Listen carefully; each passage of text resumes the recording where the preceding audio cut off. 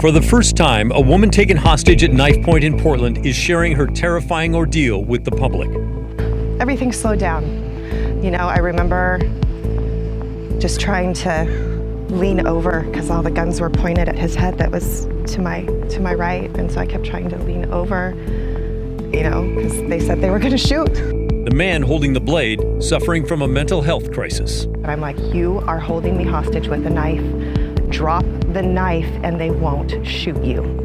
And now this mom is fed up with the mental health care system, pleading for more to be done so others don't have to live with the trauma she experienced. And it's hard to be struggling and to see nothing getting any better. Here's the story. I'm Pat Doris. Welcome to The Story. Tonight we're going to look through the eyes of a victim, a survivor, to get a glimpse of the impact the mental health crisis is having on our community. Tonight will be the very first time that Melissa West has spoken publicly about the day that a man in the middle of a mental health crisis took her hostage. She's speaking out because she is frustrated that little seems to have changed in the 3 years since then. It's our big story.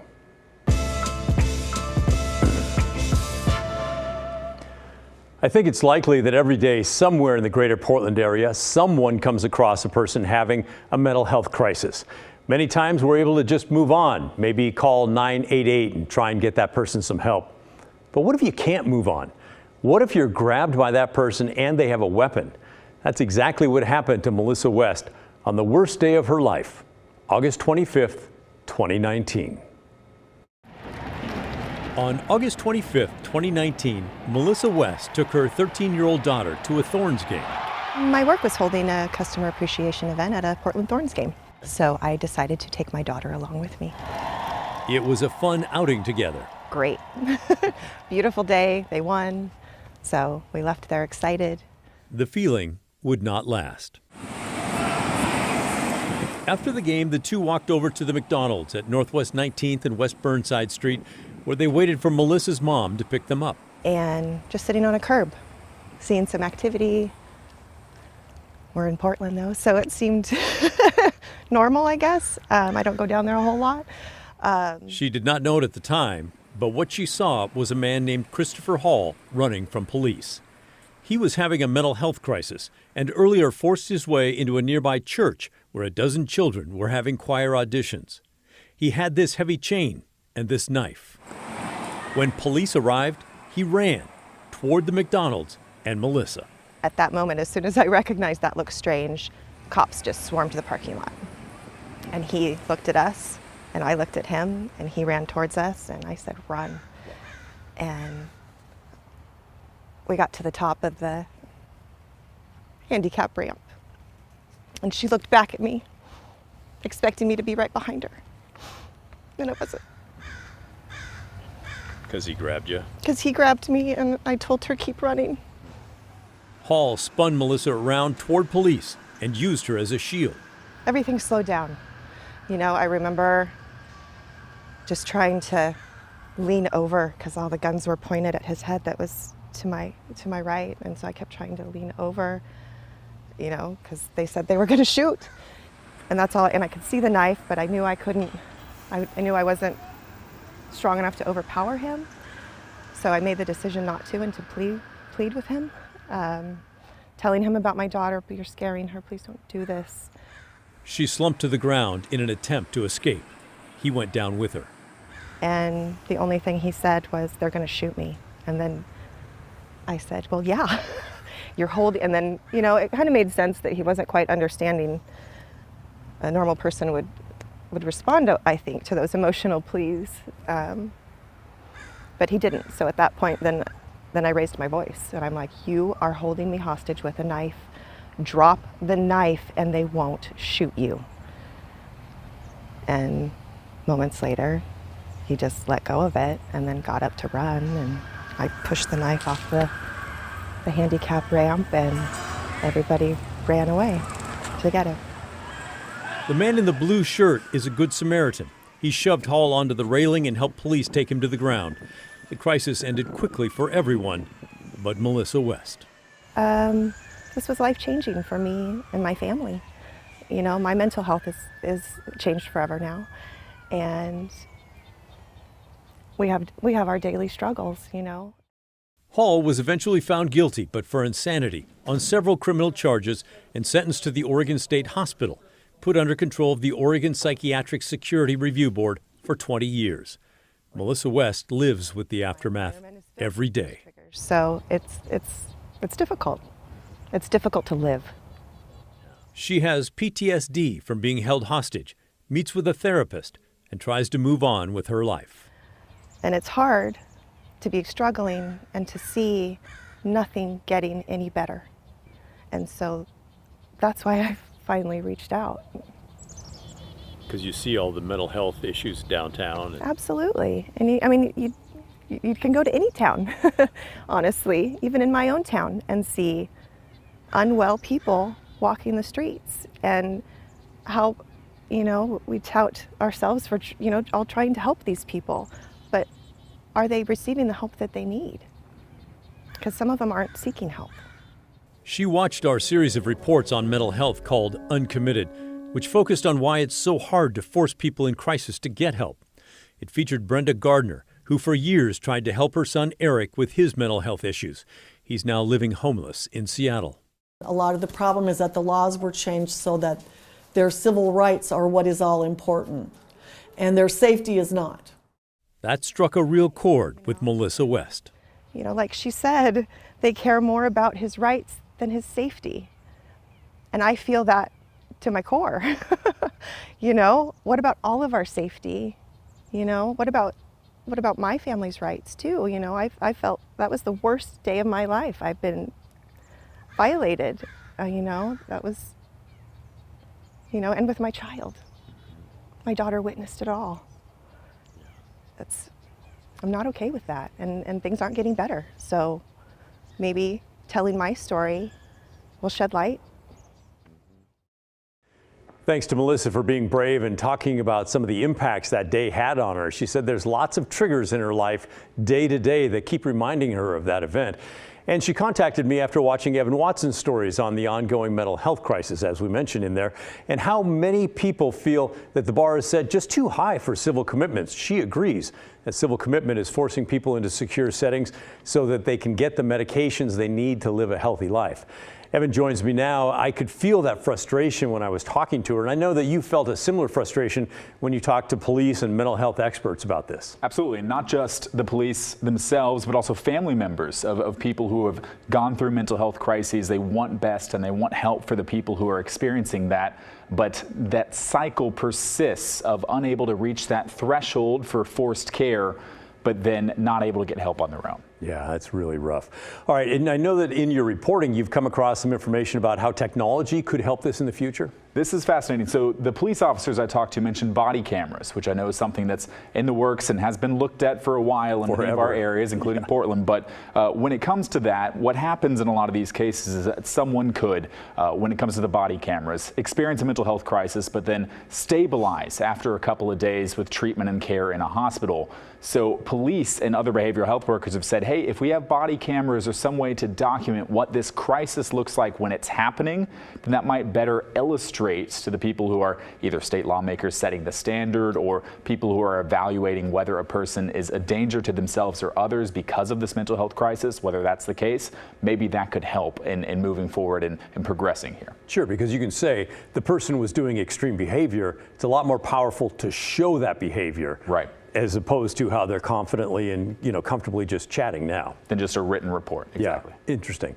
All right, and then we also promised the audience we were going to take this to some of the highest levels in the state, and I know that you are asking the candidates for governor right now where they stand on this. Yeah, I've gotten a response back from one candidate for governor. Another one should come tomorrow, and the third may be on the way. Still waiting for a response there. Also, some state lawmakers I've talked with as well. So I'm putting all of that together. I wanted to give you all not just a one person said this or that, but a comprehensive look at here's where some of our state leaders stand and where the legislators stand in looking at this standard for involuntary care. Yeah, we all look forward to seeing the results on that, I know.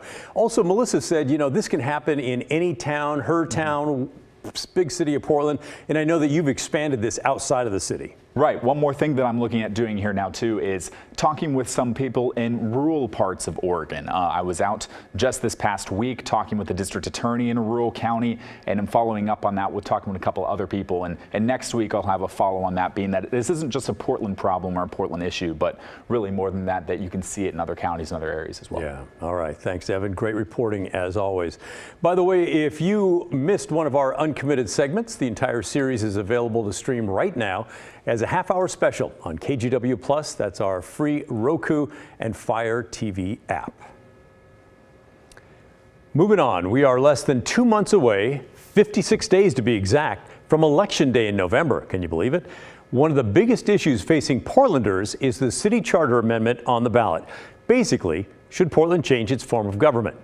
Here's how the question will show up on your ballot if you live in the city of Portland.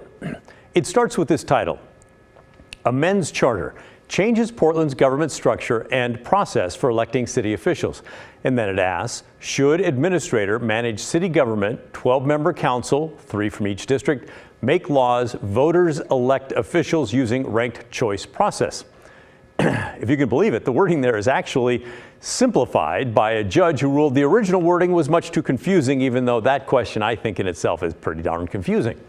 So here's the changes boiled down. If passed, City Council would expand in Portland. Right now there are 5 commissioners, including the mayor. This proposal boosts council to 12 members with 3 councilors elected from 4 different geographic districts. And you wouldn't just cast 1 vote for those positions. They would be elected using ranked choice voting. So that means you rank the candidates in order of your preference.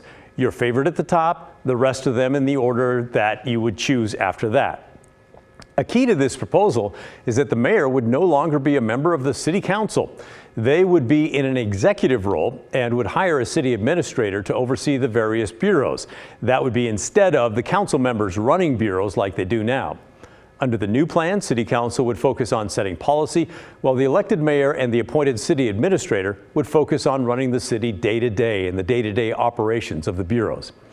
We've covered this issue all year long, and we're not slowing down now. It's the topic of this week's Straight Talk, and we want more of your thoughts on this process so we can take your concerns to some former commission members. Some support the changes, others don't. But what do you want to know more about with all this? Do you support the change or not, and why? Send us an email. Our address is thestory@kgw.com, or leave us a voicemail by calling 503-226-5090. You know, we don't cover national stories very often in The Story. It's a local show, local newscast in the greater Portland area, but I saw this, I just had to get it in. If you have a 401k or investments in the stock market, you're not going to want to look at the portfolio tonight because it's not going to be pretty. The major averages posted their worst day since June of 2020. The Dow Jones fell nearly 1,300 points. That's nearly 4%. Simply put, it's a huge loss. Why did it happen? Here's a simple answer: inflation. I'll explain. Today, the Consumer Price Index report came out for the month of August, and it showed that prices have gone up 8.3% from a year ago. But the market was only expecting 8.1% increase. Even though it doesn't seem like much, it's only a difference of 0.2%. The report shows that inflation is far more persistent than was expected. A big cost being blamed: housing prices. They're up 6.2% from a year ago. And the report shows that housing represents more than 40% of all consumer expenditures. That means if you want to bring down inflation, housing costs nationwide need to come down. With that in mind, the markets understand the Federal Reserve is going to have to keep raising interest rates to try and tame inflation. Higher interest rates mean fewer sales for companies, which means lower profits. And because of that, the market fell hard. Blah. Coming up on The Story, those public safety power shutoffs in advance of the east winds and wildfire threat last week had many of you emailing and calling us. Some were thankful that the companies were being proactive, others critical, saying they weren't experiencing any wind and everything in their freezers was spoiled. So we asked the power companies how they think the rollout went. We'll have the answer right after the break.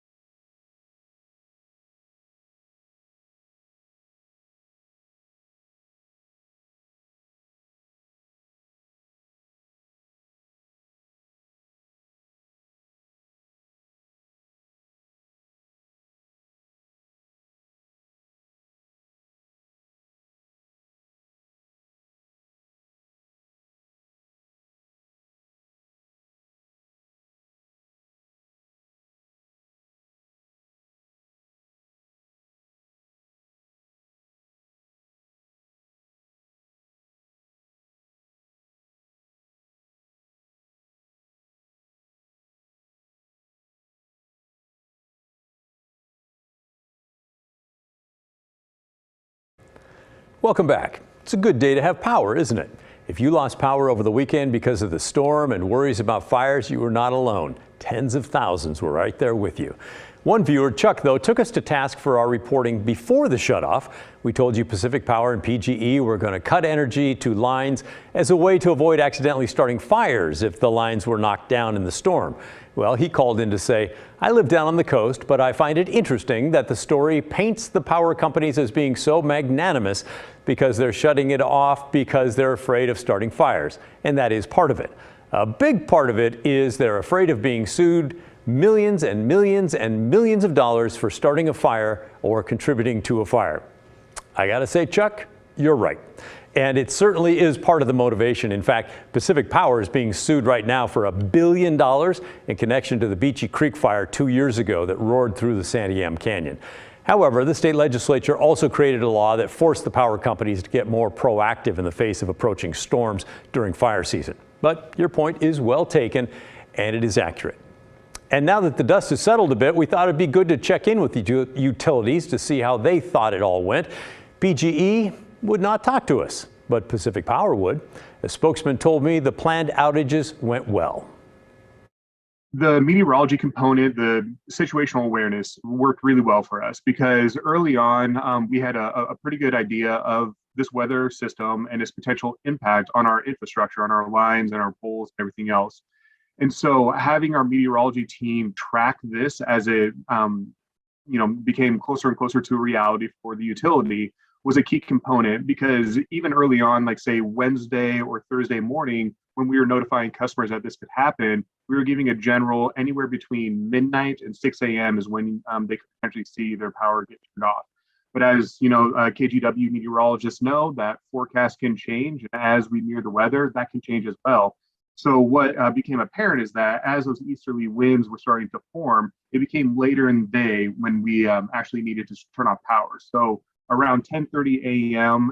In the Lincoln City area was the first community that Pacific Power turned power off to for public safety. And then on Friday, the latest in the day was kind of the South Santiam Canyon area, and that was around 9:30 p.m.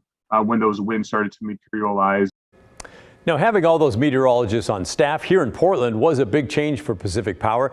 They spent lots of money building up their forecast center here. A few months ago, they showed me how they're using supercomputers to load decades worth of weather information for certain parts of Oregon, so they'd have a really good idea of what would happen when the hot, dry winds arrived over this past Friday and over the weekend. So how did that work out? The winds, the forecast, all of it materialized. So they were right on the spot with what they were forecasting and our potential high risk areas. But even we were able to kind of reduce the amount of customers that were overall impacted by this as that forecast materialized. So early on, we were saying about 12,700 customers could effectively be impacted by a public safety power shutoff. In the end, it was right under 12,000 customers. This was the first time that Pacific Power and PGE turned off the power for so many customers in Oregon, more than 40,000. And with something that big, I got to tell you, I have serious doubts that everything went exactly the way they expected and wanted. But when I asked Pacific Power, the spokesman there deferred, saying that an after-action report is still taking place. I asked him what some of you then asked us. Why was my power shut off when the wind was not even blowing at my place? Based on how the circuits are laid out, sometimes it's a long stretch of area that is going to be de-energized because it's a single circuit there. And so say, for example, if you're in the Santiam Canyon, you might be in, let's say, Lyons or Staten and not experiencing what folks in Mill City and beyond are experiencing at that time, but it's all one circuit. So actually the North Santiam area is one of the last areas that we re-energized because those easterly winds were persistent until the late afternoon. All right. Thanks to Pacific Power for making Drew available to talk with us. So what do you think about all this? Do you agree that the public safety power shutoffs are a good thing, or are you frustrated with how they rolled out? We've certainly heard a bit of both opinions. You could share yours now by emailing us. The address is thestory@kgw.com, or just leave a voicemail. Call our number, 503-226-5090. Still to come on the story, we're going into the vault to show you the one and only time Queen Elizabeth visited the Pacific Northwest. Her presence attracted thousands hoping for a glimpse of royalty nearly 40 years ago. Where she went and who she met with after the break.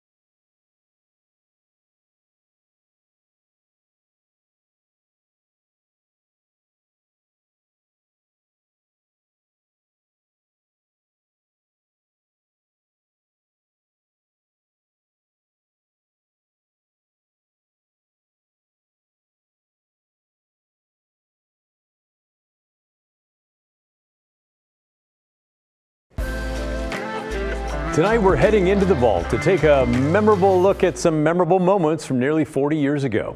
It was Queen Elizabeth's only stop in the Pacific Northwest as she visited Seattle on a tour of the West Coast. It was quite a trip back in 1983 with stops in San Diego, LA, San Francisco, Sacramento, Stanford, Palo Alto, and eventually the Emerald City. Our sister station in Seattle brings us this look into the past. The Seattle rain came right in on schedule, too. Longtime King 5 anchor Gene Anderson reports on the Queen stepping foot on Boeing Field in Seattle for the first and only time, March 7th, 1983. It was a half-day trip filled with pomp and excitement. From Boeing Field to stop at Seattle Children's Hospital. The Queen and her royal entourage were greeted by little Melanie Giordano. After visiting the children, the Queen and Prince Philip took a short ride to UW's Heck Edmondson Pavilion. A large crowd awaited, including then-Governor John Spellman at the podium. I would like to present you with a book that in words and photographs captures the beauty and the grandeur of the state of Washington. The day's highlight was a walk through downtown Seattle with thousands lined up to catch a glance of royalty, including then 6-year-old Jamie Sitterman of Tacoma. That must have been a highlight of your childhood, really. It was. It was a true queen. Jamie says she'll never forget seeing the Queen up close or the legacy she leaves behind, even here in the Pacific Northwest. She just always held such dignity, and I think that that's so important for women to have that piece in history. If you'd like to see more of the Queen's visit to Seattle, we have 25 minutes of archival video streaming right now on KGW+. From the moment she landed to each one of her stops, it was simply too much to fit into our show tonight, but head over to KGW+ to check it all out. And in the meantime, keep sending your questions and comments to thestory@kgw.com. When we come back, how you can help deserving students in our area make it to college.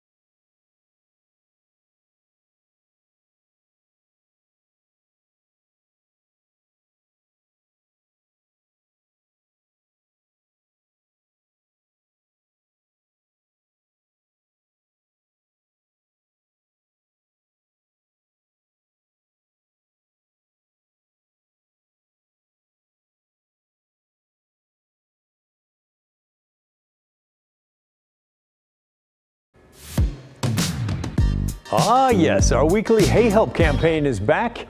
Each week, we highlight a local nonprofit and encourage you to donate as much or as little as you can. This week, we're highlighting Minds Matter Portland. Each week, they work with a small group of highly motivated high school students who have the desire to attend four-year schools but lack the funding. Mentors work with their students each week to help them select summer college programs, prepare for the SATs, improve their writing skills, and even complete financial aid paperwork.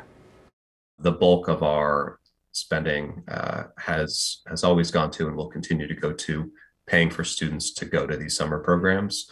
We pay about $5,000 per student per summer to be able to get on the plane and pay for tuition and pay for some food and books and housing to be able to take do these programs. And they're, as I said before, they're just really transformative. They allow our students to feel like they belong in college. They get to experience a few of those like mini hiccups that everybody experiences their freshman year in college, and they get to know that they can figure things out and that they can figure out how to navigate the physical and non-physical aspects of a college campus.